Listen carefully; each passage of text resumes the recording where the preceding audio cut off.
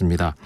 이에 대해 통계청은 기상호조로 벼 생육 상황은 양호했지만 전체 재배 면적이 줄어들었기 때문이라고 설명했습니다. 날씨입니다. 오늘은 전국에 구름이 많이 끼겠고 남부지방과 제주도는 낮부터 차차 흐려지겠습니다. 내일 중부지방은 가끔 구름이 많이 끼겠고 남부지방과 제주도는 대체로 흐린 가운데 강원 영동과 경북 북부 동해안, 제주도와 남해안에는 비가 오는 곳이 있겠습니다. 내일 아침 기온은 서울 12도 등 전국이 7도에서 17도로 오늘보다 2도에서 4도 정도 높겠습니다. 내일 낮 최고 기온은 서울 22도 등 전국이 20도에서 23도로 오늘과 비슷하겠습니다. 일라디오 4시 경제뉴스를 마칩니다. 지금까지 아나운서 이광용이었습니다. KBS.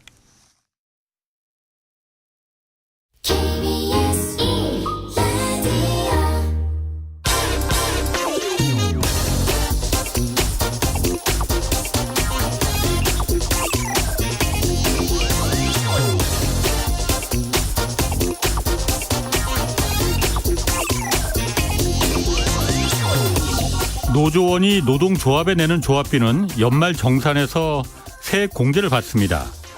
정부가 올 연말 정산부터 이 회계를 공개하지 않는 노동조합에 대해서 이 소속 노조원들의 세액 공제 혜택을 주지 않겠다고 밝혔습니다.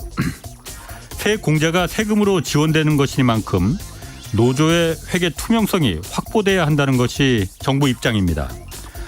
저도 노조원이지만 이 노조의 회계가 투명하게 공개돼야 한다는 점 동의합니다. 그리고 이참에 세금으로 지원되는데도 쓰임새가 불투명한 예산들이 좀 투명하게 바뀌는 그런 계기가 됐으면 합니다. 대표적인 게 특수활동비, 특활비입니다. 검찰과 국정원 또 대통령실 등 소위 권력기관들이 용도를 밝히지 않고 써도 되는 돈이라 뭐 깜깜이 예산, 쌈짓돈 예산 이런 비아냥이 늘 따라붙습니다. 어떤 고위직 검사는 특활비를 개인 빚 갚는 데 썼다고 실토하기도 했고 과거 국정원 특활비는 대통령 측근들이 상납받기도 했습니다. 올해 배정된 특활비만 2,400억 원입니다. 100% 국민 세금인 이 권력기관들의 특활비에 대해선 왜 투명성을 요구하지 않는지 이거 정말 알다가도 모르겠습니다. 연말 정산을 앞두고 노조의 회계 공시를 들고 나온 정부의 진정성을 의심하고 싶지는 않지만 모두에게 똑같이 엄격해야만 내로남불이란 말 이거 나오지 않습니다. 네, 홍사원의 경제쇼 출발하겠습니다. 유튜브 오늘도 함께 갑시다.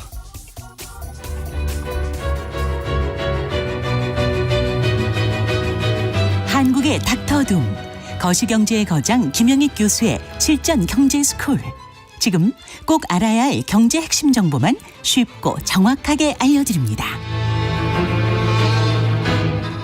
네, 경제와 정의를 다잡는 홍반장, 저는 KBS 기자 홍사원입니다. 이 말을 제가 깜빡하고 까먹었네요. 자, 홍사원입니다. 미국 국채시장이 출렁이면서 전 세계 경제와 금융시장 지금 흔들고 있습니다. 이거 오늘 좀 자세히 분석해 보겠습니다. 김영익 서강대 경제대학원 교수 나오셨습니다. 안녕하세요. 네, 안녕하십니까. 하여튼 지금 미국 국채 금리가 뭐 다들 뭐 경제 뉴스의 중심입니다. 네, 그렇습니다. 10년물 국채가 4.8%를 넘었다가 오늘은 약간 좀 내려가긴 했어요. 그런데 일단 이게 금융시장에 왜 중요한 건지 어떤 영향을 미치는 건지 그것부터 한번 좀 설명을 해 주시죠. 네, 우선 금리와 주가 관계를 생각해 볼 수가 있는데요. 예. 금리가 오르면 당연히 주가가 떨어지게 되죠. 예. 예를 들어서 지금 미국 S&P 500 배당 수익률이 한 1.5% 정도 됩니다. 그런데 10년 국채 수익률이 4.8%면은 누가 주식 사겠습니까? 그러니까. 네, 국채 사게 되겠죠. 그래서 주가가 떨어지게 되고요. 아, 그래서 떨어지는 거구나. 예, 그렇습니다. 예, 그리고 금리가 오르면 시차를 두고 소비가 줄어들어요. 예. 예, 금리가 오르면 가계 소비가 줄어들고 기업 투자도 줄어들죠. 예, 당연히 금리가 오르면 이자 부담이 그만큼 늘어나게 됩니다. 예. 그래서 예를 들어서 얼마 전까지 미국 가처분 소득에서 이자 부담이 1.2%였는데요. 최근에 2.5%까지 올라 버렸어요. 이자 부담이 오르니까 그만큼 가계가 소비를 줄일 수밖에 없죠. 네, 그래서 금리가 오르면 단기적으로는 주가가 떨어지고 또 시차를 두고 소비 중심으로 경제가 나빠집니다. 그러면 이게 왜 우리나라까지 중요하느냐. 예, 미국 주가가 떨어지면요. 예. 외국인들이 우리 주식을 안 사게 됩니다. 우리 주식을 팔게 되죠. 돈이라는 게 이제 눈이 있어서 수익률 높은 데로 이동하게 됩니다. 그래서 우리 금리보다 미국 금리가 높으면은 우리 시장에서 미국으로 돈이 빠져나갈 것이다. 그러면 우리 주가도 떨어지고 또 미국으로 돈이 빠져나가니까 환율도 오르게 되죠. 그다음에 더 중요한 거는 실제로 지금 빠져나가고 있잖아요. 한국 주시장에서. 지금 7월까지는 그래도 괜찮게 돌았었는데요. 8, 9월, 뭐 10월 지금 초까지도 채권 시장, 주시장에서 다 같이 빠져나오고 있거든요. 아직까지 뭐 규모는 크지 않지만. 그리고 이게 이제 시차를 두고 실물 경제도 영향을 주게 될 거예요. 우리가 수출 보면 그동안 중국으로는 안 되고 미국으로는 됐거든요. 그렇죠. 그런데 미국 금리가 오르고 주가가 떨어지면은 미국 소비자 입장에서는 금리 부담도 늘어나고 주가가 떨어지면 소비가 줄어들지. 부가 줄어드는 거예요. 자기들 소비가 줄어들죠. 그럼 우리 상품 덜 수입해 가죠. 가난해졌다고 느껴지니까. 예, 그렇습니다. 그래서 뭐 직접 간접적으로 지금 우리 시장에도 영향을 주니까 우리가 관심을 가질 수밖에 없는 상황입니다. 아니 그러면 한국에 있는 외국 자본들이 주식시장이나 채권시장에서 빠져나가서 미국으로 가서 뭘 산다는 거예요? 미국 주식도 안 사니까 미국 주식도 지금 떨어지는 건데 그럼 미국 채권을 국채를 산다는 거예요? 예, 주로 미국 국채에 사든지 아니면 단기 자금에 머물게 되죠. 그냥 단기 자금에? 그러니까 국채로 들어가면 국채를 산다면은 지금 미국의 국채 금리가 이렇게 올라간다는 거는 국채 가격이 떨어진다는 거잖아요. 아무도 안 사니까. 근데 많이 미국 사람들이 외국 자본들이 미국 가서 미국 국채 사주면은 올라야 되는 거 아니에요. 안 사니까 안 오르는 거 아니에요 지금. 지금은 이제 MMF 같은데 머물러 있습니다. 단기 자금 시장에 그냥 뭐 살까 하고. 뭘 살까 이제 고민하는 거죠. 그런데 왜 그럼 미국 국채는 왜 안 사는 거예요? 그 자금들이. 좀 사기는 삽니다. 사기는 샀는데 그렇게 많이는 안 사고요. 그런데 그런 자금들이 들어가서 미국 국채를 사더라도요. 또 수요가 부족해요. 지금 미 연준이 양적 긴축을 하고 있지 않습니까? 그렇죠. 그러다 보니까 미 국채를 팔아야 돼요. 그리고 외국인들이 미 국채 계속 팔고 있죠. 특히 중국이 계속 미 국채 팔고 있습니다. 그래서 이런 자금들이 미국 국채를 좀 사더라도 지금 연준도 팔아야 되는 상황이고 특히 외국이다 이게 수급이 별로 안 좋은 거죠. 여기다가 미 연방정부는 좀 적자재죠. 5%가 아니고 지금 한 8, 9% 되는 거 아니에요? 8, 9% 되다가 조금 내려갔어요. 좀 내려갔습니다. 조금 정신 좀 차렸구나. 그때 2020년 코로나 때는 거의 12%까지 갔었는데요. 지금 좀 많이 개선됐습니다. 그래서 올해는 뭐 연평균으로 한 5% 정도 지금 그 정도 예상이 되고 있습니다. 그러니까 지금 미국 국채가 이렇게 가격이 폭락한다는 거는 안 사주 찍는 건 워낙 많이 찍어내는데 미국 행정부가 돈 쓸 때 많으니까는 국채를 많이 찍어서 그 달러를 좀 흡수해서 그거로 이제 써야 되니까. 그런데 안 사주니까 중국도 안 사주고 일본도 안 사주고 그러니까 지금 이 가격이 폭락하는 거잖아요. 대신 금리는 이제 치솟고. 그럼 그 한국 시장에서 돌아갔던 그 외국인 자금들 일본 시장에서도 돌아갔고 중국에서도 돌아갔을 텐데 그 자금들이 왜 가장 안전하다는 그리고 지금 그 수익률도 금리도 지금 한 5% 가까이 되니까 살만한데 왜 안 사는 건지 그 부분이 제가 암만 생각해도 저 같으면 살 것 같은데. 그런데 앞으로 저 금리가 좀 더 오를 것이다. 지금 뭐 7% 이야기도 나오지 않습니까? 그때까지 기다리는 거예요 그러면은? 그때까지는 안 기다릴 수가 있는데 금리가 올라간다면은 채권 사면은 손해를 보게 됩니다. 그 가격이 떨어지니까. 그리고 또 한 가지가 지금 물가가 우리나라도 지금 9월 소비자 물가가 상당히 높게 나왔지 않습니까? 미국도 6월까지는 상승률이 낮아지다가 최근에 그 유가가 오르다 보니까 그 영향이 시차 효과로 물가가 더 올라버려요. 물가가 오르니까 가장 그 금리에 영향을 미치는 게 물가 상승률이거든요. 그러니까 앞으로 미국 국채 수익률이 좀 더 오를 수 있다. 그렇게 되면 지금 채권 사면 손해 보니까 좀 기다리고 있는 거죠. 그래요. 그러면은 그 지금 미국 국채 금리가 이렇게 폭등한다는 거는 갖고 있던 미국 국채 원래 가격은 지금 막 폭락한다는 거잖아요. 몇 달 전에 그 실리콘밸리 은행이랑 이런데 미국 은행들이 이 가장 안전하다는 미국 국채 잔뜩 갖고 있다가 그것 때문에 문 닫았잖아요. 망해버렸잖아요. 지금 또다시 이렇게 국채 금리가 올라가면은 미국 은행들 지금도 많이 갖고 있을 것 같은데 괜찮습니까? 정도의 차이인 것 같습니다. 그리고 실리콘밸리 은행은 50% 이상을 워낙 많이 미 국채로 가지고 있었거든요. 예, 예.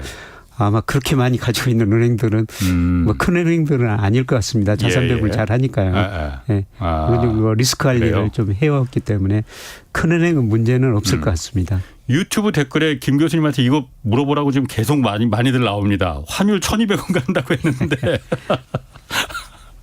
아니 뭐 점쟁이도 아닌데 뭐 그걸 예. 뭐 어떻게 한마디 뭐 환율이라는 게 참 예측하기는 힘든데요. 물론이죠. 예.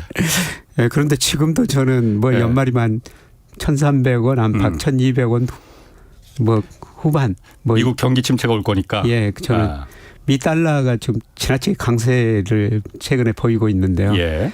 예, 그런데 그 시점에 따라 가지고 달러 강세냐 약세냐 이건 다르게 볼 수가 있어요. 예를 들어 달러 지수라고 선진국 통해서 달러 지수가 있지 않습니까? 그게 얼마 전에 100이었었어요. 그런데 최근에 107까지 올랐으니까 그렇지. 달러가 많이 올랐죠. 예, 그런데 작년 9월에 달러 지수가 114였어요. 작년 9월에 그때 막 1,400 훨씬 넘고 그랬을 때. 예, 달러 지수가 114. 예. 예, 그런데 그게 100까지 떨어졌거든요. 그런데 아주 단기적으로 보면 지금 달러가 강세인데 추세를 보면은 달러 약세 추세거든요. 예, 그리고 제가 보기에는 미국 연방정부 부채가 GDP 대비 120%, 순대외 부채가 67%나 돼요. 이런 걸 고려했을 때 저는 달러가 지속적으로 강세 보일 수는 없을 것 같고요. IMF가 뭐 다음 주에 또 경제 전망을 하는데 2028년까지 세계 경제 전망을 하는 거거든요. 그런데 거기 보면은 세계 GDP에서 미국 비중 계속 축소예요. 그거는 앞으로 5년 동안 달러가 약세라는 겁니다. 그래서 최근에 달러 강세는 저는 금융시장 불안에 따른 일시적인 현상이다. 조만간 달러 가치가 하락하고 원화 가치는 안정될 것이다. 그리고 원화 가치도 그러면 지금 1,400원 누군 1,450원대까지 갈 거라는데 그게 아니고 내려갈 거라 이거죠, 그러니까. 예, 그 가능성은 낮다고 생각하고 있고요. 그리고 우리 이거 9월 수출에 좀 긍정적인 조짐들이 나타나고 있어요. 반도체 좀 풀린다고 반도체하고 중국 쪽으로 수출이 좀 그동안 마이너스 폭이 굉장히 컸는데 축소되고 규모로는 증가하고 있거든요. 아마 4분기에는 뭐 제 모델로 예측해 보면은 수출이 한 5% 이상 증가합니다. 그리고 무역 수지 흑자도 90억 달러 4분기에는 이 정도는 나거든요. 그렇구나. 그동안 저 수출이 감소하면서 우리가 무역 수지 흑자가 가지고 뭐 불황형 흑자다 그랬었는데 그랬죠. 아마 4분기에는 수출이 5% 정도 증가하면서 흑자 나면은 이거는 저 금융시장이 상당히 좀 긍정적인 요인으로 작용하리라 보고 있습니다. 아무래도 수출이 많이 되면 달러도 많이 들어올 테고. 그런 그 뭐 무엇보다도 그러니까 우리는 어쨌든 수출 주도니까는 수출이 잘 돼야만이 모든 게 다 파란 불이 들어오는 거니까. 저는 그게 한 11월 초가 고비가 되지 않을까 그렇게 생각합니다. 이제 11월 1일 되면은 10월 수출이 발표가 되거든요. 우리가 세계에서 수출 입동을 제일 빨리 발표해요. 카나리아라서. 그래서 1일로 수출이 10월 수출이 뭐 플러스로 돌아섰다. 이렇게 되면은 뭐 금융시장 반응이 달라지리라고 보고 있습니다. 그렇군요. 그 또 한 가지 그러면은 어쨌든 이게 달러 관련해서 달러 인덱스가 지금 그 100에서 지금 106 정도까지 올라온 거잖아요. 아니 국채 가격은 달러 국채나 미 국채나 같은 뭐 거의 같은 거잖아요. 그런데 국채 가격은 이렇게 폭락하는데 왜 달러 가치는 그래도 100에서 106까지 이렇게 올라가는지 이게 왜 그런 거예요, 이거는? 저 돈이라는 게 이제 눈이 있어서 수익률 높은 데로 이동한다는 거죠. 미국 금리가 다른 금리보다 높으니까. 그래서 지금 우리 10년 국채수익이 4.3%고 미국은 4.8%니까. 국채 투자한 사람들은 미국 국채를 살 것이라는 그런 기대치되니까 아직 사지는 않지만은 그래서 국채 가격은 떨어지지만은 그래서 앞으로 미국으로 돈이 몰려올 것이다. 그래서 이제 달러가 강세를 보이는데요. 그런데 4분기 되면은 우리는 좋은 지표가 나오지만은 저는 미국 경제는 소비 중심으로 둔화되는 지표들이 많이 나오리라고 보고 있습니다. 소비가 둔화된다. 소비가 둔화되면서. 미국은 소비 사회, 소비 경제인데 그게 둔화되면은 그게 바로 침체 아니에요. 그렇습니다. 그래서 저는 뭐 4분기부터 소비 중심으로 미국 경제가 마이너스 성장하면서요. 국채 수익률도 떨어지고 달러 지수도 떨어질 거라고 보고 있습니다. 국채 10년 수익률하고 달러 지수하고 양의 상관관계가 있거든요. 양의 상관관계. 예. 달러 지수가 올랐을 때 그냥 미국 국채 수익률이 올랐을 때 달러 지수가 올랐다는 겁니다. 그런데 4분기부터 미국 경제 성장률이 소비 중심으로 낮아지거나 마이너스가 되면은 국채 수익률도 떨어지고 달러 지수도 같이 떨어질 거라는 겁니다. 그렇군요. 그 제가 지금 소속의 KBS 해설위원실에 있거든요. 제 옆자리에 앉아 있는 사람이 다른 해설위원이 이거 좀 물어보더라고 김 교수님한테.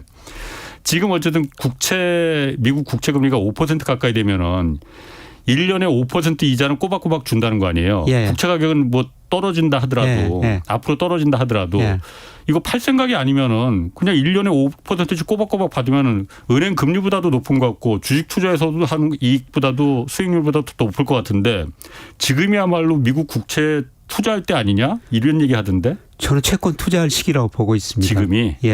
여기서 조금 더 올라갈 수 있지만은 제가 저 미국 적정 국채 수익률 추정해 보니까 10년짜리가 4%예요. 그런데 그 이하로 내년에는요.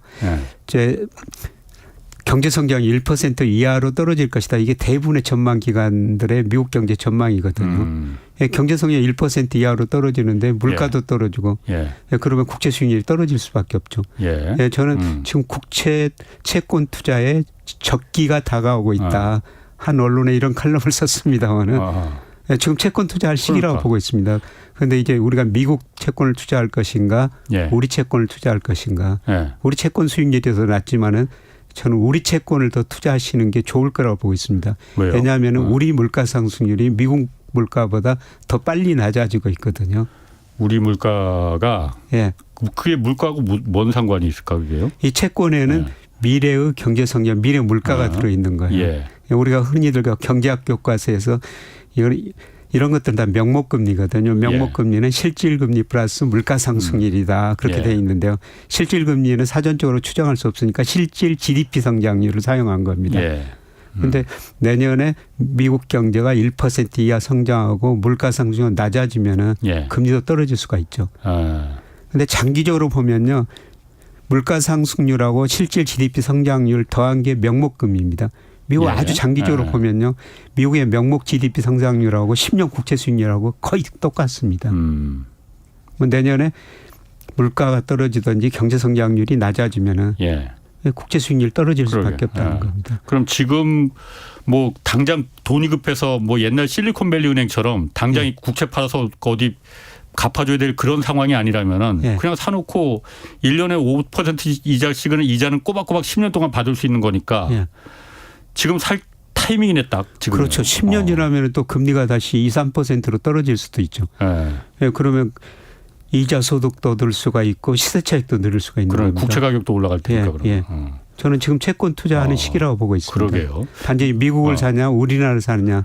그런데 미국의 명목 GDP 성장률을 미의회에서 추정하는 게 한 4%예요.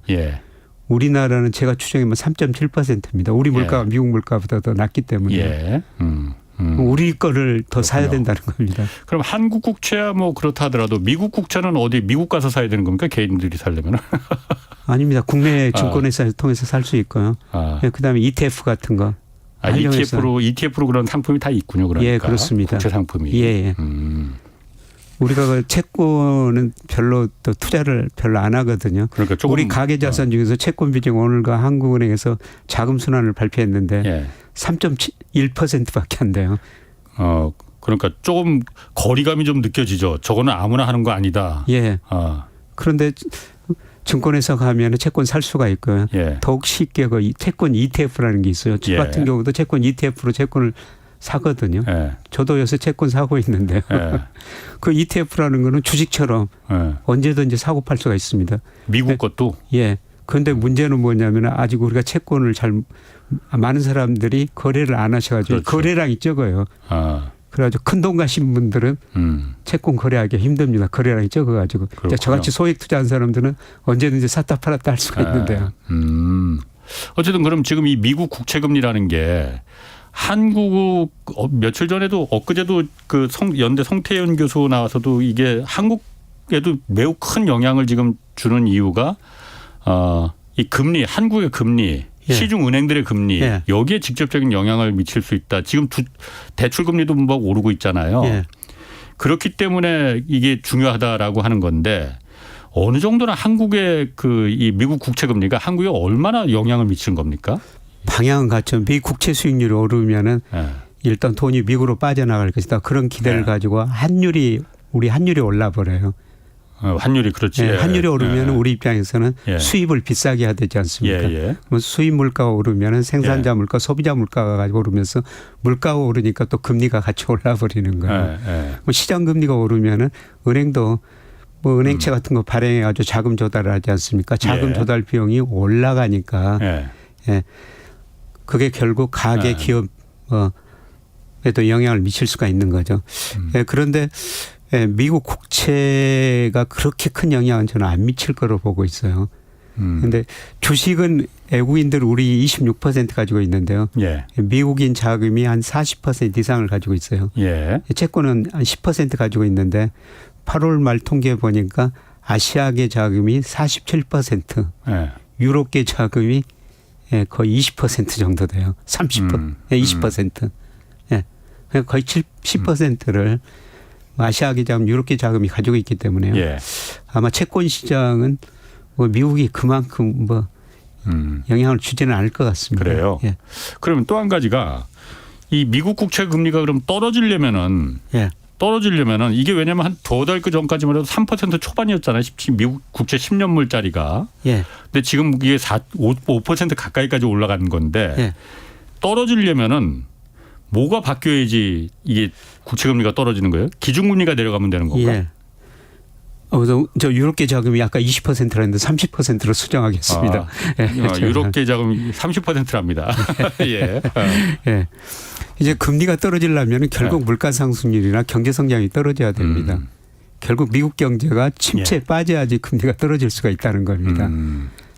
무조건 그러니까 미국 경기가 한번 불어져야만이 그 미친 듯이 올라가는 국채 금리도 내려갈 수가 있다. 그래서 지난번에 그 FMC 끝나고 파월 연준 의장이 기자간담회에서 경제 연착륙이 중요하냐, 물가가 중요하냐, 뭐 이런 질문을 하더라고요. 물가다 당연히 이런 대답을 하는데요. 그럼 물가가 떨어지려면은 결국은 소비가 줄어들어 수요가 줄어들어야 된다는 거죠. 그래서 미국 경제가 나빠져야지 물가 상승이 낮아지고 미국 금리가 떨어질 수가 있다는 겁니다. 그렇게 되면 이제 시장 금리가 기준 금리에는 선행하거든요. 시장 금리가 떨어지면 기준 금리는 좀 나중에 인하하게 되죠. 좀 하긴 하고요. 그러니까 시장 금리가 지금 이 국채 금리가 떨어지면은 그게 기준 금리에도 영향을 줘서 기준 금리가 내려가는 그 동인이 될 수 있다 이거죠. 그렇습니다. 그러면은 조만간 예를 들어서 국채 금리가 경기 침체가 김 교수님 말대로 미국의 경기 침체가 와서 국채 금리가 떨어지면은 기준금리도 그럼 그때부터 어느 정도 시차를 두고 내려간다 이렇게 보면 되겠네요. 그렇습니다. 그래서 제가 통계적으로 뭐 인과관계라고 그런 걸 관계가 있는데요. 시장금리가 기준금리에 영향을 주느냐, 기준금리가 시장금리에 영향을 주느냐 서로 영향을 주는데요. 영향 정도를 보니까 시장금리가 기준금리에 더 영향을 많이 줍니다. 쉽게 말씀하면 시장금리가 떨어지면 기준금리가 인하됐고요. 시장금리가 오르면은 시차를 두고 또 기준금리가 올렸다는 겁니다. 시장금리가 그럼 더 똑똑하다 이거죠? 그렇습니다. 그러면은 지금 그 미국 연방준비제도가 지금 11월하고 12월에도 지금 기준금리를 다시 결정하는데 지금 다들 말하는 게 이게 뭐 인하는커녕 고사하고 더 올리지만 않아도 지금 올린다는 얘기잖아요. 지금 올릴 가능성이 훨씬 더 높다는 거잖아요. 그리고 기준금리 인하는 지금 당분간 생각도 하지 마라라고 하는데 그 말은 그러면 지금 그 이게 시장금리가 자꾸 헷갈리네. 시장금리가 당분간 떨어질 가능성이 없다는 거를 반증하는 것도 아니에요? 지금 뭐 기준금리 올린다는 기대가 있기 때문에 최근에 시장금리 오른 것도 맞죠. 서로 영향을 주니까. 그 기대 때문에? 그런데 미국이 과연 기준금리를 올릴 것인가? 그거는 저는 확률적으로 굉장히 낮다고 생각하고 있습니다. 왜냐하면은 앞으로 이제 물가 데이터, 고용 데이터가 봐야 되거든요. 파월 연주장도 지난번 기자간담회 보니까 앞으로 어떻게 할 거냐, 가이던스를 좀 제시해 달라. 뭐 이런 요구를 하니까 그거는 데이터가 말해 주는 대로 하겠다. 그렇죠. 앞으로 저 고용 데이터, 미국과 통화정책 목표가 고용 극대화, 물가 안정이지 않습니까? 고용 데이터, 물가 데이터를 보고 결정을 하겠다. 그런 의미에서 이제 오늘 저녁에 미국의 저 9월 고용 동향이 발표가 되거든요. 그 지금 뭐 어제 그제 뭐 기사에 나오는 거 잠깐 나오는 건 그건 뭐예요? 그 민간도 발표하고 노동부도 발표하고 그런 게 있던데 거기서 뭐 둘이 정반대더라고 보니까. 예. ADB라고 민간업체에서 고용을 조사해서 발표하는데요. 뭐 거기서는 그러니까 고용이 줄어들었어. 예, 한 15만 개 증가했을 것이다. 이렇게 시장이 예측했는데요. 8만 9천 개로 예상보다 낮게 나왔어요. 증가하기는 했는데 예상보다 좀 낮게 나온 거죠. 예, 그런데 그 통계보다도 오늘 그 미국 노동부에서 발표하는 데이터가 더 신뢰성이 높습니다. 예, 그래서 오늘 저녁에 그 시장 컨센서스는 한 17만 개 증가했을 것이다. 예, 지난 8월에 18만 7천 개 증가했거든요. 그러니까 8월보다는 좀 낮지만은 17만 개 증가하면은 그것도 굉장히 양호한 수준입니다. 그래서 오늘 발표될 고용 데이터가 굉장히 중요하죠. 그렇군요. 그럼 그 고용이 예상은 17만 개인데 실제로 고용된 거 보니까 한 10만 개만 고용됐더라 하면은 금리 많이 떨어집니다. 그럼 이제 이제 드디어 침체가 시작되는구나. 그래서 그때부터 이제 그럼 시장 금리부터 반응을 하겠네 막 그러면요. 그렇습니다. 그러면은 미국의 국채 금리가 떨어진다는 게 이게 좋아할 일인가? 물론 우리 한국의 대출 금리나 이런 거에 영향 미치니까는 지금 빚 많은 분들은 좋아하겠지만은 미국의 국채 금리가 말씀하신 대로 시장 금리가 내려간다는 건 경기 침체가 이제 시작된다는 건데 우리가 미국에 수출 많이 해야 되는데 미국의 경기 침체가 시작되고 소비를 안 하면은 미국 사람들이 우리 물건을 안 살 거 아니에요. 우리한테 그럼 그게 좋은 건가라는 생각이 드는데요. 뭐 양면 효과가 있겠죠. 미국 금리가 떨어진다는 건 미국 경제가 나빠지니까 미국 사람들 우리 상품 덜 수입해 간다. 그런 거 부정적인 측면이 있는데 또 금리가 떨어지면은 우리 미국 금리가 떨어지면 우리의 애완 시장도 안정되고 우리 저 금융 시장도 안정될 수가 있거든요. 그리고 아까 처음에 말씀드렸으면 9월 통계 보니까요. 이제 중국으로 반도체 쪽으로 수출이 좀 개선되는 조짐이 나왔거든요. 사실 우리 수출이 그동안 안 됐던 거는 중국으로 반도체 수출이 안 됐기 때문이에요. 우리 저 수출 중에서 반도체 비중이 한 18%에 갔다가 지금 14%로 많이 줄어들었는데요. 그거는 중국으로 반도체 수출이 40% 가고 홍콩으로 15% 가는 거예요. 55%가 반도체가 중국 홍콩으로 가는 거거든요. 그런데 최근에 그 중국 경제가 그래도 좀 4, 5% 성장하면서 이제 우리 상품을 좀 수입해 가기 시작했다는 거죠. 그리고 아세안이 우리 수출 비중이 한 18%고요. 그다음에 최근에서 인도 쪽으로 수출이 꾸준히 자동차 중심으로 증가하고 있습니다. 그래서 아마 미국으로 수출 감소폭을 중국, 아세안, 인도 쪽에서 어느 정도 상쇄는 해줄 것 같습니다. 그렇군요. 그 미국 국채가 어쨌든 지금 이렇게 금리가 올라가는 거는 미국 국채 가격이 이제 떨어진다는 얘기고 떨어지는 이유는 안 팔리니까 많이 찍어내긴 많이 찍어내는데 안 팔리니까 그런 건데 사실 이게 단순히 그 많이 찍어내서 안 팔리는 많이 찍어내더라도 예전에는 이게 다 어딘가는 누군가 사줬기 때문에 그게 다 소화가 되고 그래서 국채 금리가 안정되게 유지가 될 수 있었는데 지금 미중 간의 패권 경쟁 때문에 일단 가장 큰 손님인 중국이 일단 안 사겠다고 하고 우리 있는 것도 지금 내다 팔겠다고 하는 거고 이런 변수가 좀 있는 거잖아요. 미중 패권 경쟁이 뭐 금방 이제 사라질 것도 아니고 그러면은 말씀하신 대로 경기 침체가 오면은 시장 금리가 국채 금리가 내려갈 거다라고 하시는데 더 문제인 살 사람이 지금 이른바 왕서방이 지금 안 산다는데 내려가겠느냐 팔 데가 없는데 아까 말씀하신 대로 미국의 MMF 단기 자금 시장에서도 미국 국채에 대해서 고개를 깨우깨우하고 저거 사도 될까? 저거 잘못 샀다가 망하는 거 아니야? 이렇게 눈치를 보고 있는데 지금 형 기자님이 말씀하신 건요. 수급 측면에서 채권 가격 이야기한 거고요. 그런데 채권 수익률을 결정하는 가장 기본 요소는 앞서 계속 말씀드렸습니다만 경제 성장률하고 물가 상승률이에요. 채권 수급이 별로 안 좋더라도 물가 상승률하고 경제 성장이 낮아지면요. 상쇄할 수 있다. 그렇게 되면 금리가 떨어지게 됩니다. 그렇군요. 약간 좀 이해는 제가 안 되는데 그냥 뭐 물어볼 게 많으니까 그냥 그 정도로 넘어가겠습니다. 또 한 가지 제가 개인적으로 제가 페이스북에 어떤 분이 메신저로 좀 이걸 보내왔더라고.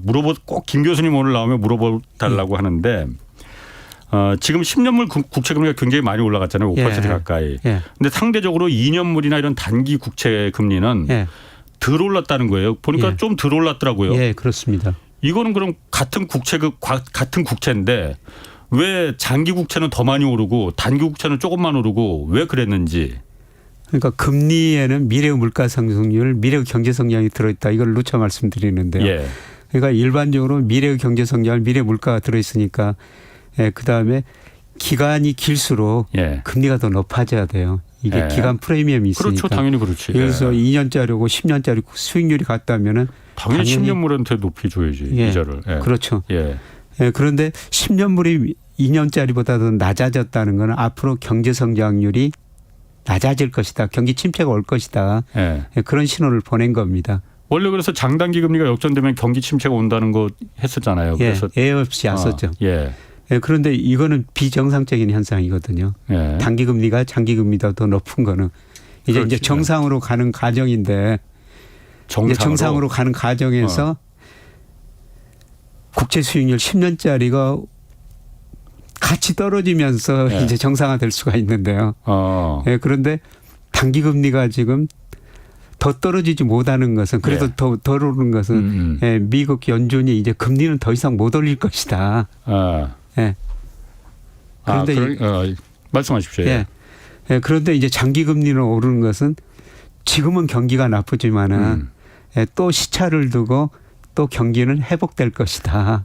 그러니까 장단기 금리 차가 한때 그러니까 역전돼서 한 1%포인트까지 역전돼서 예. 곧 이제 경기 침체 시작된다라고 했는데 지금 한 0.3까지 줄어들었거든요. 예. 격차가. 예. 그러면은 경기 침체가 이제 미래에 곧 올 거고 예. 그 다음에 경기 침체가 다시 또 이제 그 호전될 거라는 걸 지금 보여준다는 예, 거예요. 그 장단기 금리가 시차를 두고 보여주는 겁니다. 예, 그래서 지금 그게 보여준다는 거예요. 예. 그러면 이렇게 예. 줄어든 게. 예, 그래서 제가 시차가 얼마나 있는가 이렇게 분석해 봤더니요. 물론 기간에 따라 다르지만은 예. 한 7분기 정도 예. 예, 시차를 두고 장단기 금리차가 역전되면 한 7분기 후에 경기 침체가 왔었고요. 예, 그다음에 이제 장단기 금리차가 회복되면은 또 예. 7분기 후에 경기가 회복됐다는 겁니다. 이거는 시차는 기간에 따라 좀 다르는데요. 예, 그래서 저 미국의 경제학자들이 굉장히 복잡한 거시경제학 모델로 경제 성장을 예측하는데요. 이 장단기 금리차만 가지고 경제 성장을 예상하니까 예측력이 더 높더라. 이런 논문도 그 저널에 실리고 있습니다. 야, 그거 완전히 진짜 점쟁이네. 그러면은 지금 장단기 금리 역전차가 지금 커졌다가 지금 줄어들고 그러는 게 곧 경기 침체가 오다가 그 다음에 어느 정도 되면은 다시 회복될 거다. 이걸 보여주고 있는 거라 이거예요. 예, 그렇습니다.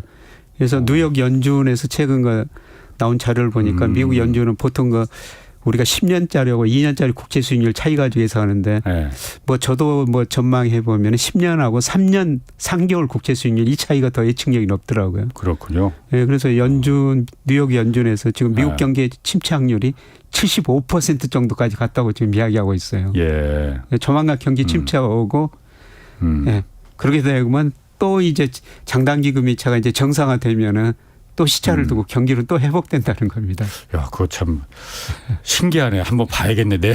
그러면 경기 침체 오고 그러면 지금 장단기 금리가 크게 역전된 게 한 1년 정도 지금 됐잖아요. 예. 그럼 한 1년 정도 뒤에는 다시 슬슬 이제 회복 시기에 들어간다라고 이제 보면 되겠네 그러면은요. 예, 제가 최근에 좀 미국 주식보다는 우리 주식을 더 사십시오 이렇게 말씀을 드리고 있는데요. 예. 우리 금리는 이미 정상화돼 버렸어요. 우리 금리는 장단기 금리 역전 폭이 작년 하반기에 그렇지. 마이너스였거든요. 예. 그런데 우리는 지금 10년짜리가 4.3%, 뭐 1년짜리가 3.7%. 우리는 이미 정상화돼 버렸습니다. 그건 우리 경기가 미국 경기보다 물론 우리 경기가 미국 경기보다 더 빨리 나빠졌습니다만은 우리 그 금리 정상화되는 거 보니까 이번에는 우리 경기 회복 속도가 미국보다 더 빠른 시기에 올 것이다. 이 금리 차이가 그런 걸 설명해 주고 있습니다. 야, 돗자리 깔아야 되네 그 채권 시장이. 자, 또 한 가지 변수가 오늘 하여튼 제가 요즘 보니까 미국 국채 금리가 조금 이제 막 눈에 보이기 시작하니까 재밌더라고요 아주. 그 또 한 가지 변수가 얼마 전에 미국 정부 예산 임시로 통과했잖아요. 공화당하고 민주당하고 어쨌든 극적으로 합의해서 임시로 통과해서 11월 중순까지만 이 예산이 임시로 쓰다 해갖고. 근데 하원 의장 공화당 출신의 그 하원 의장 소속의 메카시 의장이 해임이 돼버렸거든요. 공화당 강경파들이 해임시켜 버렸어. 그거 왜 통과시켜줬냐 해갖고 11월 중순에 미국 예산이 다시 이제 이게 통과 안 될 가능성이 지금 얘기되고 있는데 통과 안 되면은 미국의 신용평가사인 무디스가 그러면은 미국 신용등급 떨어뜨릴 거야라고 경고를 했잖아요. 지금 떨어뜨릴 가능성 매우 높아졌거든요. 몇 달 전에 작년인가 몇 달 전에 피치사가 미국 신용등급 한번 떨어뜨렸을 때 국채금리 그때 막 폭락했잖아요. 국채금리 막 폭등했잖아요. 이 사태가 또 지금 기다리는 거 아닌가. 그럼 그게 또 큰 그 변수가 되는 거 아닌가. 저는 뭐 무디스 신용등급 떨어뜨린 건 확률이 굉장히 높다고 생각하고 있고요. 아, 미국 신용등급을? 뭐 그게 의회에서 합의가 되든 안 되든 미국 연방정부 부채 대부채가 너무 높거든요. 그래서 그동안 S&P가 2011년에 떨어뜨렸고 최근에 피치가 떨어졌고 조만간 무디스도 떨어뜨리라고 보고 있습니다. 그런데 지금 저는 그 국채 수익률을 최근에 오르는 게 그것까지도 좀 미리서 반영하고 있지 않느냐. 아, 지금 국채금리 올라가는 게 그때 미국 무디스가 신용등급을 떨어뜨릴 걸 미리 돗자리 깔아야 되네. 그래서 아마 지금 뭐 시장이 그것까지 지금 반영하면서 물론 또 무디스가 떨어뜨리면 좀 안정되다가 일시적으로 한 번 더 오를 겁니다. 그래서 뭐 5% 넘는다 이런 이야기도 나오고 있습니다. 뭐 그 정도까지는 오를 수가 있어요. 그런데 저는 그 시장에서 한 30년간 시장을 보면서요. 시장은 참 어떤 때는 똑똑하더라고요. 이렇게 미리서 반영해요. 그럼 막상 또 사건이 터지면은 그걸 미리서 반영했기 때문에 정상으로 돌아갑니다. 괜찮아지고 이른바 선반영이라는 게 그렇게 나오더라. 그렇구나. 그러면은 지금 아까 말씀하시는 미국 기준금리는 그러니까 지금 5.5%인데 JP모건 회장 같은 경우는 지금 이거 7%까지 올라가는 거 대비해야 된다라는 얘기 했어요. 어떻게 보십니까 그러니까? 뭐 그분이 저보다 훨씬 더 미국 경제를 잘 알기 때문에.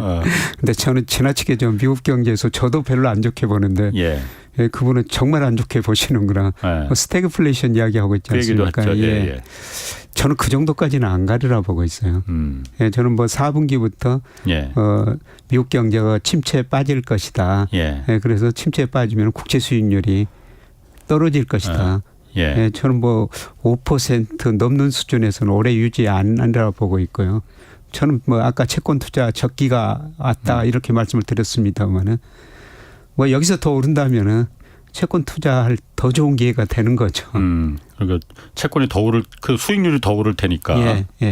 그럼 그렇게까지 아까 그러니까 미국 기준금리가 5% 이상에서 어떻게 되신다고 말씀하셨죠? 그러니까 제가 그 부분을 잘 못 들었어요. 오래 가지 않을 거라고 말씀하셨나요? 오래 가지 않을 거고요. 그다음에 그럼 내릴 거라는 얘기인가요, 그러니까? 그리고 이번에 그 FOMC에서 점도 편한 걸 찍었지 않습니까? 그런데 올해는 한 번 더 올리겠다. 19명 중에서 13명이 점을 찍은 거예요. 그런데 내년, 내후년, 2026년까지 점을 찍어놨는데요. 점이 계속 밑에 있어요. 이제 한 번만 더 올리고 계속 금리 내리겠다는 겁니다. 2026년까지. 그런데 그 부분은 뭐 사실 신문 그 기사가 언론 기사가 그렇게 뭐 많이 믿을 건 아니지만은 당분간 금리 내릴 생각 기대는 거 하지 마라 이 얘기가 주던데 요즘 보면은. 그거는 이제 데이터가 말해줍니다. 물가하고 고용 데이터가 어떻게 나오느냐. 일단 오늘 고용 데이터 좀 봐야 될 테고. 그래서 점도표라는 것도 그 데이터 보고 연준 위원들이 점을 언제든지 바꿀 수가 있어요. 그런데 제가 보기에는 4분기부터 미국 경제가 마이너스 성장하고 아마 소비가 줄어들면요. 미국 저 기업인들 CEO들이 그동안 너무 일자리를 많이 만들어놨구나. 기업 매출이 줄어드니까 갑자기 미국 고용을 줄일 수가 있어요. 그러니까 미국 고용을 얼마나 탄력적이냐면 예를 들어서 2020년 3, 4월 코로나 때문에 소비가 많이 줄어드니까요. 미국 기업들이 2달 사이에 2,200만 개 일자리를 2달 사이에 줄여버리거든요. 미국은 뭐 워낙 탄력적이니까. 그 정도는 아니더라도 소비가 줄어들면 기업 매출 줄어들고 기업들이 언제든지 고용을 줄여버릴 수가 있다는 겁니다. 그럼 미국 말고 한국 같은 경우에는 뭐 한국도 지금 19일 날 기준금리 다시 결정하는데 한국은 뭐 잘 아시다시피 2월부터 기준금리 3.5%에서 계속 동결시켜 해왔어요. 근데 지금 엊그제 발표된 그 지난달 물가도 예. 다시 올라갔잖아요. 예. 7월까지 좀 내려가더니 7월까지인가?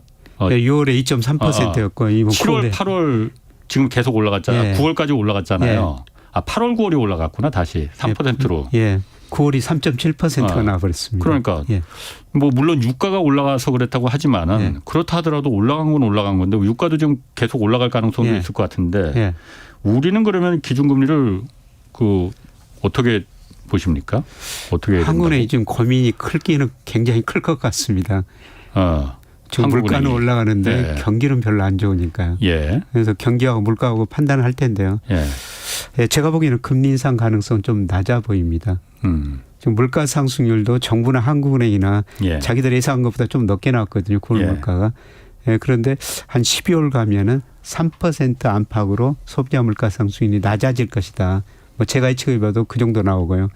예, 그다음에 한국은행이나 미 연준이 그 통화 정책을 할 때는 그냥 예. 헤드라인 이런 소비자 물가보다 근원 물가를 더 중시하고 있어요. 네네. 예, 그런데 근원 물가 상승률은 꾸준히 매월 낮아지고 있거든요. 예, 이런 측면에서 보면은 저는 금리 인상 가능성은 낮다. 예. 이렇게 지금 보고 있습니다. 그런데 그 한국은행이 어쨌든 기준금리를 예. 2월부터 계속 하여튼 예. 동결시키고 있잖아요. 예. 미국은 그 사이에 계속 올렸습니다. 예. 한국은행은 말은 그러니까 한국은행 총재가 언제든지 올릴 수 있다 말은 하지만은 그 말 지금 믿는 사람 거의 없습니다. 예. 그렇기 때문에 가계부채가 급증을 했잖아요. 예. 지금 금리 올라가는 것보다 예. 집값 올라가는 게 더 걱정되니 예.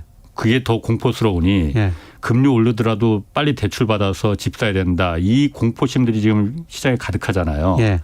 이 상태로 가는 게 한국은행은 이 상태로 가는 걸 그냥 그 정도는 감내할 수 있다라고 보는 건가요? 지금의 가계부채 증가나 이런 추세를?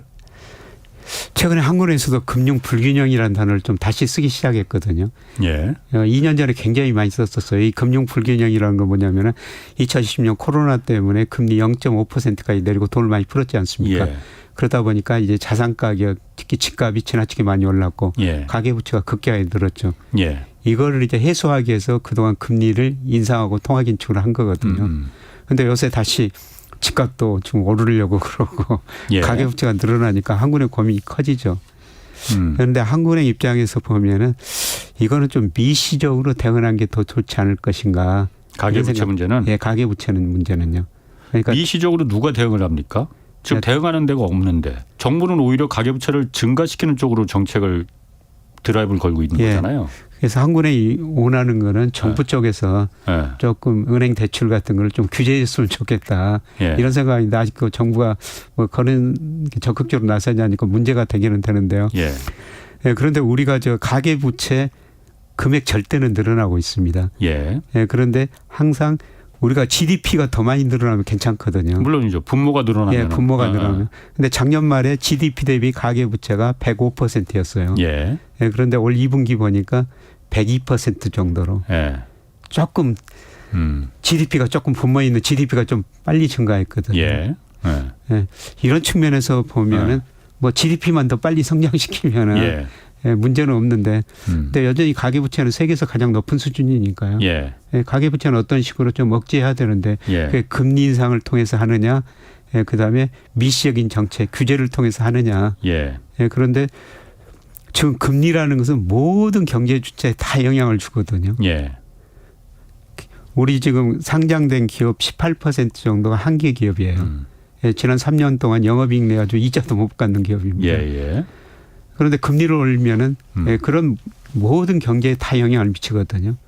그것보다는 뭐 금리는 이 정도가 유지하고 미시적인 대책으로 규제할 때는 규제하고 이런 식으로 나가는 게 저는 더 바람직스럽지 않을까 그런 생각을 해봅니다. 그러니까 미시적으로 누군가가 정부 어디선가 한국은행은 한국은행의 입장이 있고 행정부는 행정부의 입장이 있을 테니까 누군가가 미시적인 대책을 해서 가계부채를 어떻게든 좀 줄여보는 방향으로 실제로 그래서 3월까지는 줄어들었었잖아요. 줄어든 거 있었잖아요. 그러다가 이제 다시 정부가 그 미시적인 정책을 안 쓰니까는 정부가 방향이 이렇구나 하고 신호를 보내주니까는 그때부터 막 미친 듯이 다시 가계부채가 지금 특히 주택담보대출이 주도해서 올리는 거잖아요.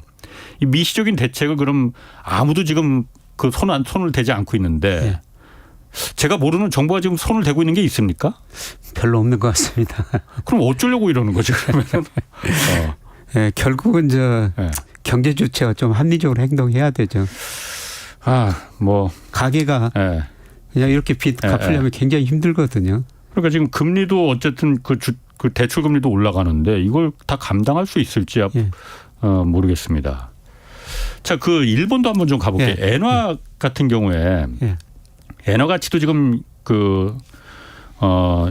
마지노선을 1달러당 150엔 정도로 보고 있는데 지금 그 턱 밑까지 지금 갔어요. 엔화 가치는 이거 왜 이렇게 지금 떨어진 거? 이것도 역시 그 달러가 강세되면서 떨어지는 건가요, 이것도? 예, 달러가 강세되면서 상대적으로 떨어진 건데요. 일본 경제가 아직도 탈피했다. 확신이 안 드는 것 같아요. 올해 제가 오면서 그 일본 블룸버그 컨센서스 성장률 보니까 올해 1.8인데 내년에는 또 1.1로 올해보다 더 낮아진 것도 돼 있거든요. 그래서 이런 거 보면은 시장에서 일본 경제가 일부에서는 그 디플레이 탈피했다 그러는데 아직도 일본 경제가 어렵다. 그래서 엔이 약세를 보이고 있는 것 같은데요. 그런데 엔이 역사상 가장 저평가돼 있어요. 지금이? 국제결제은행에서 그 실질 실효환율을 계산해서 발표하는데요.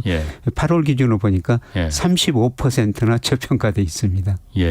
시간이 가면은 특히 제가 4분기 가서 미국 경제가 침체에 빠지면서 미국 국채 수익률 떨어지고 달러 지수가 하락할 수 있다고 이렇게 말씀을 드렸습니다. 그렇게 되면은 상대적으로 엔 가치는 오르게 되는 거죠. 그리고 35%는 저평가돼 있으니까요.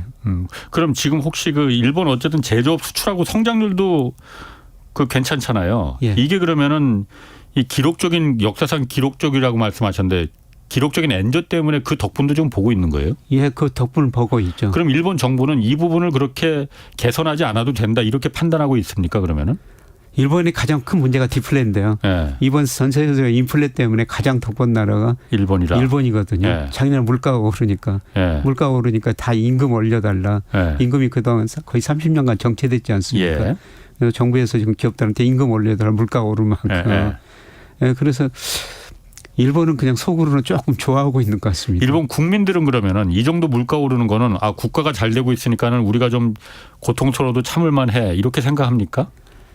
그래서 임금은 이제 같이 올려달라고 그러죠. 정부도 그렇고 가게도 임금 올려달라고 그렇죠. 아니, 그래서 이제 그게 선순환이 돌아가면 좋은 건데 물가가 그런데 임금보다 더 높이 올라가면 그게 그때부터는 입이 나오기 시작하는 거잖아요. 그렇죠. 그런데 지금 물가가 올해 일본 물가도 3% 이상 오르고 있거든요. 이제 올 연말 되면 입이 나오기 시작하겠죠. 자기 올 연말 임금 계산하고 물가 계산하고 그러면 실질 소득이 줄어들거든요.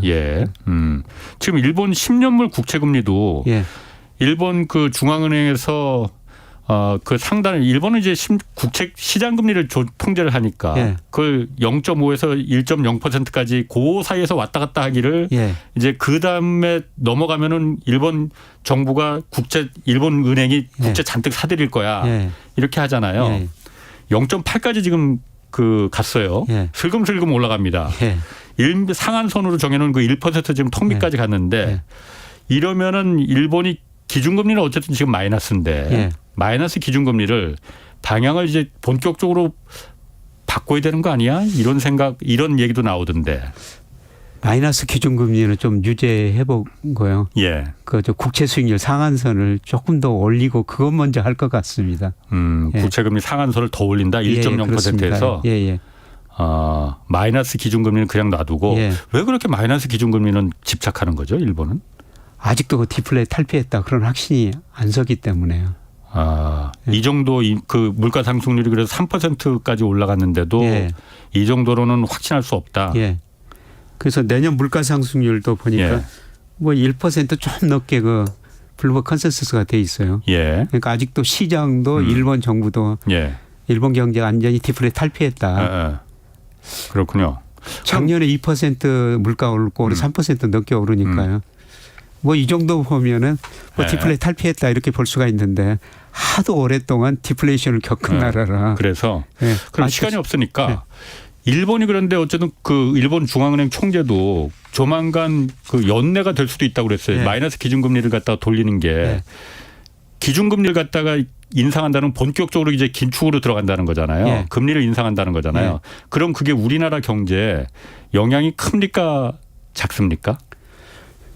금리 인상하면 일본 엔이 강세대가 되겠죠. 그렇지. 예. 그러면 우리는 엔에 비해서 상대적으로 지금 우리 통화가 강세를 보였는데 엔에 예. 비해서 약세 보이니까 예. 저는 우리 수출에는 긍정적인 것 같습니다. 수출에는 긍정적이고 예. 예. 부정적인 면은 부정적인 면은 이제 일본 한국에 자금, 일본 자금들 많이 들어와 네, 있잖아요. 들어와 있는 조금이 일본으로 빠져나갈 수는 있죠. 그 엔캐리 예. 트레이드라는 걸 엔캐리. 청산한다고 해서 예. 그럼 그게 좀 한국 금융시장이나 이런 데 충격적입니까? 그 정도는 아닐 것 그 같습니다. 정도는 아니고 예. 아 그럼 그 일본 정도까지는 자금이 우리, 걱정할 필요 없다. 예. 아 그렇군요. 예. 알겠습니다. 김영익 서강대 경제대학원 교수였고요. 내일 오전 그 경제쇼 유튜브로 업로드는 경제쇼 플러스에서 다시 한번 좀 모시겠습니다. 자 고맙습니다. 홍사원의 경제쇼였습니다.